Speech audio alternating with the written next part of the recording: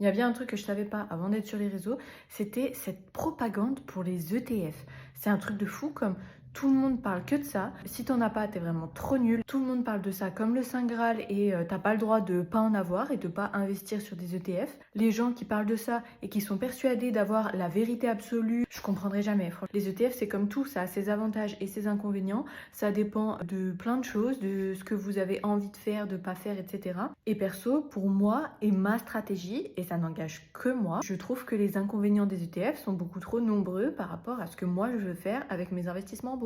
Donc non, je n'ai pas d'ETF. Et c'est pas parce que j'investis pas dans les ETF que ça y est, je fais la pire erreur de la Terre.